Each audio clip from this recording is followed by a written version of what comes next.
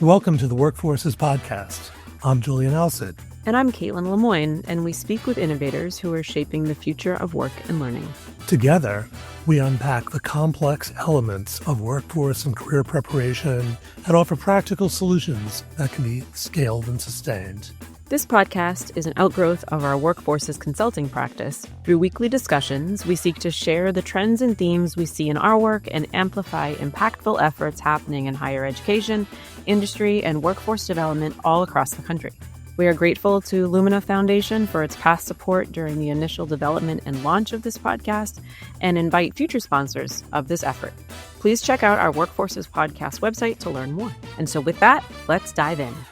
Welcome back. Today, we're diving deep into a topic that's central to our work, the evolution of higher education to better serve the modern workforce. Yes, we are, Julian. We've talked a lot about the need for new models, especially those that bridge the gap between learning and earning.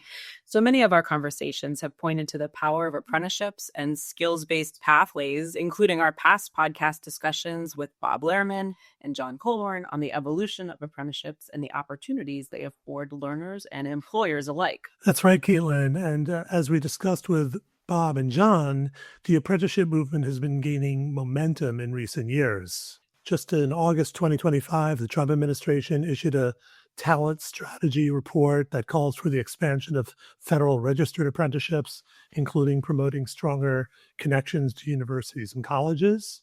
Our guest today is at the forefront of this movement, pioneering a groundbreaking model that's reshaping what a degree can look like, the apprenticeship degree. In fact, the apprenticeship degree was called out in the Fed's report as a key part of the new apprenticeship initiative. And so today we'll be discussing this and more with Joe E. Ross, President, CEO, and co-founder of Reach University and the National Center for the Apprenticeship Degree. Before building Reach, Joe served as president of the statewide association for county school boards in California and served for 10 years as a locally elected school board member. He previously served as general counsel to a venture studio and several technology startups, and as a deputy district attorney, he acted as sole counsel in numerous hearings and jury trials. Earlier in his career, he served 8 years on active duty in the U.S. Navy. The son of a U.S. Postal Service labor custodian, Joe went on to earn degrees from Yale and Stanford Law School. And Joe, we're excited to welcome you to the podcast with us today. Thanks so much for joining us here. Caitlin, Julian, it's such a pleasure to be here. Thanks for having me. Yes, indeed. It is a pleasure to have you. And if you will, we've said a little bit about your background, but we'd love to hear you tell us a little bit more and the story of what led you to co-found Reach. Yeah, sure. So first off, I must offer the disclaimer. I never imagined that I would be a college president growing up. That's not the thing that was on my bucket list among many things. But I do think I very early on acquired a conviction that education is the way you build your own future. I think of it as the pen that you need to have in your hand to write your own future. As you mentioned, my biological father worked for the post office as a labor custodian. That means janitor. And my mom died kind of young, and he was injured in an accident. And I was raised starting at age 4 by my aunt and uncle. And I think in moving into that new household in my little head, I must have noticed that these adults had careers and they had degrees and they had power over their lives. And I think in my little head, I thought, I want all three of those things. And I got it into my head that education was my way to those things. That's the only thing I can point to as an explanation for why I was such a nerd in school and so motivated in school. And also why later, after trying all sorts of other things with that pen in my hand, I was a Navy officer, I was a prosecutor, I was an ed tech entrepreneur. I always tacked back to education as where my passion was. And so about 15 years ago, I started running an after-school program that sought to turn after-school staff into teachers. And that was essentially a job-embedded apprenticeship-based program, the first of its kind. And I saw this potential of combining work with higher ed. And so fast forward to the fall of 2020, Reach University launched in its current form as an accredited nonprofit institution with a very simple mission, which is to turn jobs into degrees, as you said in the intro, as opposed to the other way around. And that model is called the apprenticeship degree now. So, Reach University has a unique B to B to C model, right? Where you partner directly with employers, but you have this dual customer approach of working with employers, but also serving the needs of your learners. Can we dive in a little bit there? I mean, this is a complex model to build. How have you gone about it? Yeah. So it's interesting. It's complex, but it also creates some simplicity as well. If you're running an apprenticeship degree, by definition, you are running a model that's based in the workplace from day one to the day of graduation. In fact, I'll back up. I probably should share for everybody what we mean by apprenticeship degree, and then that will lead to the answer. So an apprenticeship degree is defined by elements associated with apprenticeship going back centuries. This is not something that the Department of Labor defined 50 years ago or 10 years ago or this summer. It's something that goes back to a tradition that is very long-standing. And apprenticeships had three defining elements that I think of as the ABCs that apply to an apprenticeship degree. A stands for affordability for the learner. And in this day and age, that means without student debt. Apprentices have been asked for their sweat, not for their debt, right? So at Reach University, we made this commitment at the beginning that no one would pay out of pocket. No learner would pay out of pocket more than $75 a month for full-time enrollment in a full-time work-embedded degree program. That's A for affordability. B stands for based in the workplace from day one to the day of graduation or the day of completion. An apprenticeship degree starts with a paid job. It ends or is designed to end with a better paid job. Mm-hmm. And C stands for credit for work, credit for learning at work. Kind of has a double meaning. Learning at work means literally learning at work, but it also means learning put to work. Theory meaning practice. C also stands for credential of value. This is not a compromise. It is still a Bachelor of Arts or a Master of Arts or an Associate of Arts. AA does not stand for Apprenticeship Arts degree. It stands for Associate of Arts degree. So with that definition in mind, let me go back to B, based in the workplace. Mm-hmm. The reason we think of this as a B to B to C model as opposed to a B to C model is because you can't run an apprenticeship or an apprenticeship degree without close engagement with employers. And for the university, what that means, among many things, is that instead of coming to the university looking for graduates, the employer comes to the university at the front end bringing the students. You work with employers, and then the employers engage their incumbent workforce, or they actually recruit new employees into jobs that come with degrees. And so what you end up seeing is a lot of partnership work with employers, which is kind of shoe leather and handshaking and presence on the ground, as opposed to buying Google AdWords and competing in the internet for advertising for consumers. And as a result of that, a B2B2C model is much more affordable to execute. And that savings gets passed on to the apprentices, to the learners, in the form of much lower tuition, much more affordability. So, Joe, your model, in a sense, is helping to solve labor shortages. And we want to hear you talk about like who these learners are and what kinds of jobs you're preparing them for. This notion that there's like this talent, and the term like hiding in plain sight, is really what you're about. Yeah, well, we started 5 years ago with our teachers' college, and we were focused on the teacher shortage. Mm-hmm. And by any estimate, there are as many as 30 to 50,000 structural vacancies to as much as 300,000 structural vacancies in teaching. And what we discovered is that in the very same buildings where principals were looking for teachers, where there were classrooms without permanent staff, in those same buildings, there were a lot of human beings doing other jobs that didn't require degrees. They were working as classroom aides, as library aides. They were in the lunchroom. They were in the office, driving the bus. They were janitors like my father. And each of these individuals shared typically the same story. At some point, they had to choose that job instead of a degree to take care of their family, for example. We did some research because this was anecdotal and this was something we were seeing on the ground, but we did some research. If you look at the Bureau of Labor Statistics, there's about 1.3 to 1.5 million classroom aides in this country. If there's only 50,000 teacher shortages, you only need a fraction of those aides, to get upskilled, earn a degree, to just end the teacher shortage. That type of ratio plays out in other high demand industries.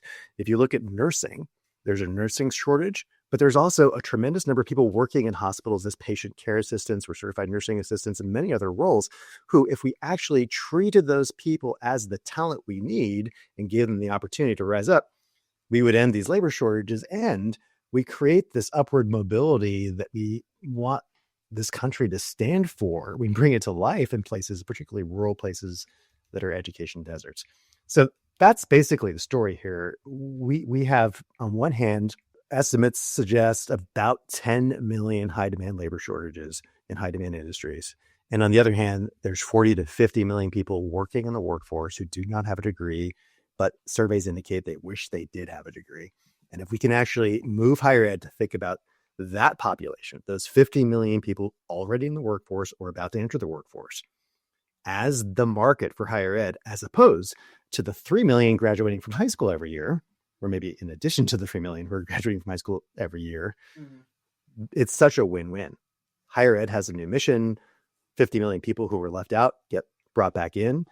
And we address labor shortages in high demand fields, particularly in rural, remote places where often the only answer is to do a grow your own effort as opposed to a recruiting effort.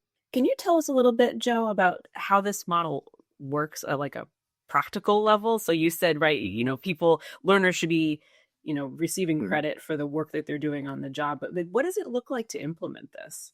I think the apprenticeship degree is always met with this kind of, oh, this sounds too good to be true. Someone can have a paid job. Half the learning in their degree program comes from that paid job.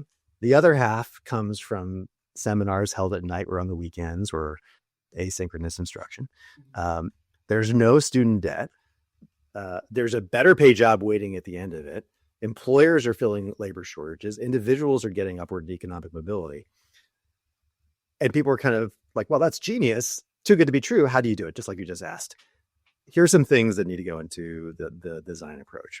First, employers to higher education providers need to work really closely together to make sure that the degree design meets the needs of the employer. In many ways, the employer is the customer here. They should be actually, in many cases, paying for the program instead of the learner, right? So you have to work with the employers to design. Now, in teaching, that's fairly straightforward because every state knows what teachers need to know, and it's pretty common across state borders what teachers need to know. Similarly, in other professions like a nursing or radiological technician or other allied health fields, the standards of what you need to know in those professions is well known, but you still need to work with employers to make sure that the program design works. And then from there, the employers are also your key partner, as I said earlier, in recruiting their incumbent workforce or their new hires into these pathways with the promise that their jobs are not just job type jobs, but jobs that turn into degrees and then give you upward mobility after completion of a certain set period of time. In terms of the actual design of the model, part of what's required here is to rethink some practices that are often taken as rules or laws or regulations, but are just habits in higher education. And I'll give you one example. There's something called the Carnegie Unit that is about the ratio of seat time to homework time, essentially. And this is seen as a barrier to work embedded degree programs because, oh my gosh, we have to have this much seat time and then people have to do this much homework and then they have to work 40 hours a week. How do you fit it all in? And so one of the things that we did from the beginning said, look, you can reimagine the Carnegie Unit as being a function of seat time and work time as opposed to seat time and homework time, right? So if you can combine seat time with assignments on the job or sense making around what you're doing on the job instead of mindless, irrelevant problem sets or whatever the case may be, busy work, but actually make work the work instead of busy work the work, you can actually create an environment where for a learner, and this is the objective, for a worker, 1 + 1 in this case equals 1. It should feel like their job and their higher education pathway are the same thing. That's the key element of efficiency here that needs to go into the design. And then from there, there's things in a higher education credential that people think, well, how could you do that in the workplace? For example, you need to know English or critical thinking or history or writing or all these things that are referred to as general education. Well, it turns out you can carefully design the liberal arts component of almost any professional or occupational degree to be relevant to that occupation. We're designing a program right now in behavioral health, for example. And to get an associate or bachelor's degree, you need something that looks like writing and reading and literature for it to be a degree. But you can choose something that's relevant. So we have a semester we're designing where there's 2 tracks of learning. One is psychology 1, 2, and 3, which is with 1 faculty member. And then there's practice on the job. And the other track is literature, but it's going to be the literature of mental illness, right? And it's going to feel really integrated with the psychology track. And it's going to be relevant to the job. So that's the kind of curricular design work that I think the apprenticeship degree needs to entail, because at the end of the day, these are working adults and we know what working adults need. And we sometimes are really good at giving them what they need at the graduate level, but now we have to give them what they need at the undergraduate level to make sure the associate degree and the bachelor's degree truly is work and benefit. It's all about that context, really, and just baking it in all around. So then, given this integration and approach, like, what are the metrics that you're using to track, and what's your impact today? Yeah, we started with 67 candidates in our pilot cohort in the Louisiana and Arkansas deltas. That was 5 years ago. We'll have well over 3,000 candidates across almost 500 school districts in 8 states as of this fall. So the program is growing. That's one metric that's important. And in some places, school districts and parishes are reporting the sentiment that their teacher shortage seems to be going away, which is great news. And in part, that's because of programs like Reach University. And that's exciting to see. When do you get to actually solve a major social problem as a nonprofit leader in your life? It's always something on the horizon. We're actually seeing shortages go away, which is amazing. Notably, the population we're serving are overwhelmingly Pell eligible. And so Pell eligibility, I think, is a good proxy for economic need. And any given semester, roughly 70 to 75% of our enrollment is Pell eligible. 37 to 39-year-old folks with families and full-time jobs. And so they're eligible for Pell. And the typical graduation rate at the undergraduate level for someone who is Pell eligible is a shocking 40 to 50%. In our program, it's on track to be 70% for almost all of our cohorts. And I think actually we have a tailwind in this case, because the number one reason that people who are Pell eligible drop out is economics. They need a job. But in an apprenticeship degree, they already have a job. So you've removed one of the major barriers to completion of a college degree when you pair the degree with a paid job from beginning to end. And so it's not surprising that we're seeing much better completion rates. We also look at retention. Retention is kind of along the way. The most challenging year for a Pell eligible first generation student is the first year of college. And so you can't lose 30 or 40% in year one and have anything close to a 70% graduation rate, obviously 4 years later or 5 years later. And so we track that first year persistence really carefully. And we actually redesigned our first year to make sure that our first year candidates had a better retention. We had some cohorts, we didn't really like the numbers, like it was down to 70% for one cohort or 65% for another. And we redesigned our first year to integrate the general education courses and make them more work embedded. And so this first cohort is 91 to 92% retention. That's very, very good for a Pell eligible first year persistence. And then at the end of the program, we absolutely need to look at not only how many are completing, but how many of those who complete are actually getting the job that is waiting for them. Very often, if not in the same building, it's in the same employer network or the same community. But how many are actually getting that job? And then in a few years in, how many of them are seeing income gains? And if there's a measure of efficacy in the job, whether it's teaching or allied health, how are they doing as compared to peers who came through traditional pathways? And it's still early days for us because we just graduated our first set of cohorts. But early data look very, very good in terms of both obtaining the job, getting the pay raise, and being rated by their employers as better than, at least equal or better than in terms of performance, folks who came through the traditional pathways. These are some exciting initial outcomes. I know you said it's early days, but it must be exciting to be seeing these, these types of success metrics, and I'm sure hearing success stories as well, right? Those anecdotes and qualitative feedback on the program. So congratulations on that. I think you started to touch upon it a little bit with the redesign of your first year. I'm curious to know, what are some of the challenges you've experienced in these first 5 years of operation, and maybe give us an example or two on how you've addressed them, because it's certainly as you said, maybe there's elements of this that simplify higher ed, but It's a really interesting model, and I feel like still relatively new overall in the higher ed landscape. When we first launched this undergraduate apprenticeship degree, we literally planned the semester right in time, right? So we couldn't have any transfer students. We brought people in with no prior credit, and we kind of designed that first semester for them as they took it. And then the second semester was designed just in time. And we went through the whole program designing one term ahead of the first cohort. And then when we had upper division cohorts, we started accepting in transfers. Well, we learned a lesson the first year, because the first year we actually tried to provide 4 or 5 work embedded courses at once to our first year students, which meant they had 4 or 5 different faculty at once. I don't know what we were thinking, but it's what we did. And of course, the feedback was, this is great, but this is really hard, right? That was the feedback generally from candidates. And assignments were on the same time, and people were trying to remember the name of their faculty and their peers and all that. And at the end of that first year, we said, wait. There is a best practice here that's already out there. Online higher education does one course at a time. This is a best practice for working adults. We already know that. And I went to the faculty and I said, look, we've got to do one course at a time.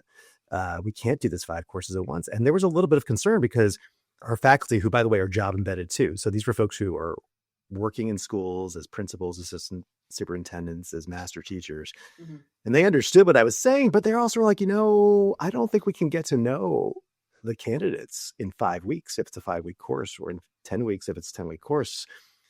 And so what we decided to do as we built the second year is designed a single subject, not a course, but a single subject semester. How do we integrate all the courses as one subject area, where one faculty member essentially would teach 3 courses back to back, but they were essentially the same type of course. So world history, US history, and social studies for teachers integrated as one experience, but 3 courses on the transcript as an example. And so we did that for the second year and the third year and the fourth year.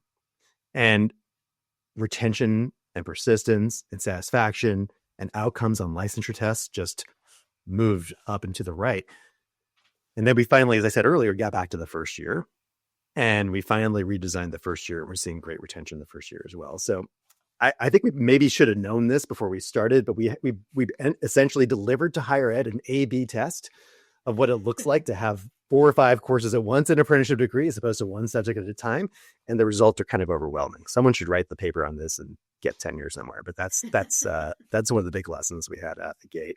Well, speaking of challenges, Joe, we know that, your National Center for Apprenticeship Degrees is a thing that you've launched, and that it's working with traditional colleges and universities to adopt the apprenticeship model. Interested to hear about what you're doing there. And, we know that, you're getting to design this, Reach University from scratch. What's it like? And what are the, what are the challenges you're facing with the traditional colleges and universities, and how are NCAD overcoming these challenges? So we launched NCAD about 2 years ago. NCAD stands for National Center for the Apprenticeship Degree. And in part, we launched it because we had a teacher's college, and everywhere I went, people would say, this is a great idea. Can you do this in my advanced manufacturing facility over here? That actually happened. I was visiting a school district in West Memphis, and the assistant superintendent said, you have to meet my husband. He runs this factory across the river in Memphis. I was like, okay. So I visited this factory, and they give me a hard hat, which was fun. And they're manufacturing switches for railroad tracks with all this very, very next level equipment. And they take me through the factory to the back, and there's a state-of-the-art classroom where this employer was actually taking people out of high school and putting them through advanced math and engineering classes so they could run the equipment. And he says to me, I should be able to confer an associate degree for all the training I'm doing on the job. And it would make it easier for me to recruit people into this workplace if I could do that. That story times 100 made it really clear that this idea of an apprenticeship degree was not just for teaching or even allied health, but that this is something that could be part of a larger workforce and human capital strategy across industries, across geographies. And we're a startup nonprofit. The idea that we could address all that demand seemed a little nutty, but we did believe that what we were doing could be something that, together with other innovators, could create a tipping point and that the larger mission of changing higher education, bringing it into the workplace, was something that we could pursue. And so we launched this center for the apprenticeship degree. And your question, I think, touches on the built-in challenge there, because essentially what we're asking higher education to do is to disrupt itself, right? Like, classic disruption is about a simpler product that's more relevant to a larger consumer base that's not consuming, so it targets non-consumption, and it's supposed to be something much, much less expensive, right? Mm-hmm. All of those things are really, really hard for big established players to do. Now, there's some big established players that have figured out how to do it. You all came from Southern New Hampshire University, did disruptive things there. ASU does disruptive things, Western Governors. But there's 4,000 higher ed institutions in this country, and not all of them are going to just drop everything and create a affordable, based in the workplace degree that awards credit for work. But what we did realize is that there are some who are doing it, and that this is a field that's emerging. And one of the things you have to attend to in system change is avoiding fragmentation of an emerging fragile field. So the first thing out of three that NCAD is doing is attending to making sure we're bringing together the emerging field of higher ed institutions and innovative, forward-thinking employers who are launching apprenticeship degrees to address talent needs or to get an edge on their competition, whatever their purpose is. And that has been really successful. We've worked with 50 different institutions across over a dozen states where this is beginning to emerge. The second thing we took on with the Center for the Apprenticeship Degree is, because we're out there in the field, we've become aware of who is really doing amazing things in the field. And so when a system or a state or a college wants to launch a program like this, we're able to provide capacity building support. And we've been doing that in Massachusetts and Colorado and in a few other states as well. And then finally, there's a need to kind of build an emerging knowledge base about this field. And so NCAD, the National Center for the Apprenticeship Degree, is focused on that as well. The challenge here is, I go back to the ABCs I mentioned before. All three of them are really hard. Affordability is hard because since the 1970s, most of higher ed has had the assumption of unlimited student debt without underwriting, at least at the graduate level. And that's created kind of a lack of discipline around designing high quality things at an affordable price. So that's a big challenge. Being based in the workplace means partnering with employers and changing your recruitment, changing your design strategies. It's not that that's hard to do. It's just not in the muscle memory of a lot of places yet. And then C, credit for learning at work means giving up some of the sort of ownership and the direct control over where learning happens and letting the assessment of skills and capacities and knowledge happen in the workplace. That's challenging as well. There's a book that came out a while back called Whatever It Is, I'm Against It. It's by a former college president. And it points to how hard it is generally in higher ed to work through committees. Committees don't generally drive innovation, but it's actually more complex than that. A degree is something that has the fingerprints of dozens of departments. It's not just the School of Education that gives you a teaching degree or the School of Nursing that gives you a nursing degree. They need to provide general education, which means they have to negotiate with history and anthropology and sociology and all these places that are providing these other courses, and making them work embedded is possible, but it's a big change. And so at NCAD, the best thing we can do is not tell people what to do, but to surface examples of other places that are similarly situated that have actually done this. And in Alabama, the phrase that I first heard in Alabama from the director of apprenticeship in Alabama, the key here is R&D, which stands for rip off and duplicate. Meaning, like, if we can actually at NCAD enable folks who are trying to innovate to know what others are doing and steal from them, that's the theory of change here. Because innovators and entrepreneurs, whether they're in academics or technology, do not want to be told what to do, but they're very happy to steal from others. It's kind of the congenital approach of an entrepreneur. So at NCAD, we're trying to make it easy for people to steal from each other, steal from us and steal from each other, so that this model, which is such a great model, can grow and expand and be more available. So I would say, building off that point, Joe, we always ask, what practical steps could you provide to our audience around becoming forces in developing apprenticeship degrees? I mean, we could take it from the perspective of, a new employer partner, or like you're saying, a more traditional college or university that's interested in pursuing this type of an approach. I think wherever you sit, whether you're an employer or an educator or a policymaker, I think the first step is to stop being part of a system that forces people to choose between a job and a degree. So ask, what can we do to convert jobs into degrees that then enable people to have the opportunity to be skilled up and to rise up in their workplace? So for employers, one of the big opportunities here, I think, is to move from thinking of education as a benefit, which many employers already do, to thinking about jobs that are designed to confer qualifications, certificates, and degrees by design. Because if your jobs are not dead end, but instead developmental, you attract a different kind of talent. And there's so many young people right now, including my own children who are out of college, who judge the quality of a job by what they think they will learn and what people will see that they have learned in that job. So think about jobs as places where your workplace becomes kind of a college campus. I think that's the call to action for employers. For higher ed leaders, I think that getting around this idea that you can deliver quality but also be radically affordable, it's hard for some to imagine, but it's eminently doable.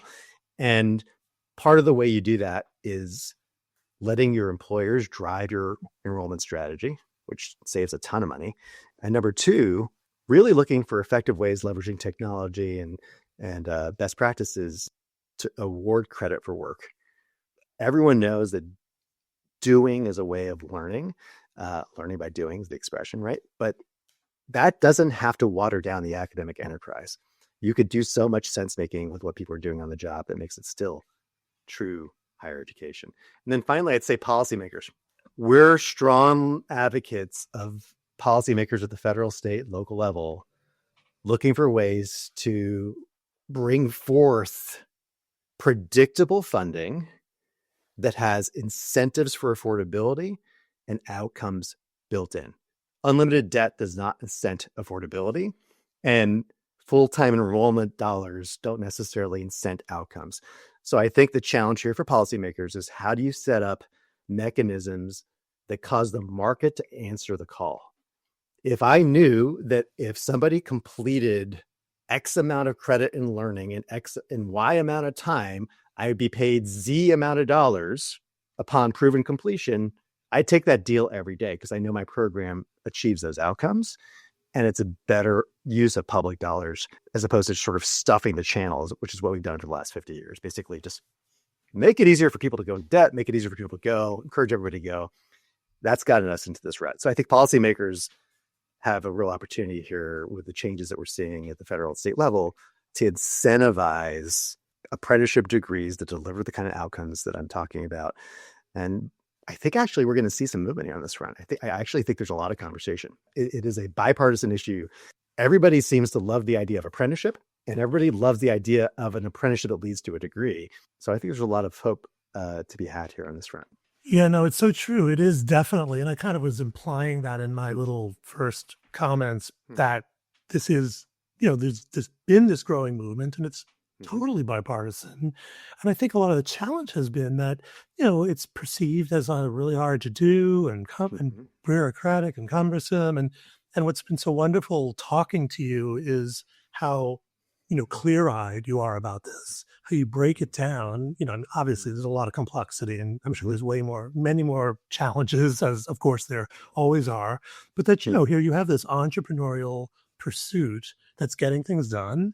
You have some strategies for the legacy institutions and at a time when there's really heightened interest and it's all over the place. Everyone's got issues. Employers can't find the talent they need. People don't want to go into debt forever and get nothing in return. And so I guess the perfect kind of winding down, would love to hear from you about how our listeners can learn more and continue to follow your work.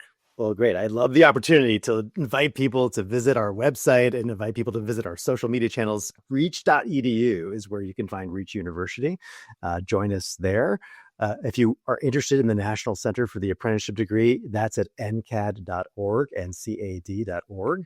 We have a podcast. It's called Apprenticeship 2.0. It comes out every 2 weeks. So tune in, and we'll actually tell people to tune into your podcast as well, because this is a great conversation for people to tune into, and the other ones have been as well. We're on LinkedIn. We post a lot on LinkedIn. If you're truly interested in getting involved in this movement, if you email president@reach.edu, someone will get back to you and connect you to a way to get involved in launching and expanding the apprenticeship degree movement in the United States. Excellent. Well, Thank you so much. Thank you for sharing all of those various avenues for people to get involved and learn more. And appreciate you joining us on the show today. It's been a pleasure. Thanks for having me, and I look forward to the continued conversation. We hope you enjoyed today's conversation and appreciate you tuning in to Workforces. Thank you to our listeners and guests for their ongoing support, and a special thanks to our producer, Dustin Ramsdell. If you're interested in sponsoring the podcast or want to check out more episodes, please visit workforces.info/podcast. You can also find Workforces wherever you regularly listen to your favorite podcasts. If you enjoyed this episode, please subscribe, like, and share it with your colleagues and friends. And if you're interested in learning more about Workforces Consulting, please visit workforces.info/consulting for more details about our multi-service practice.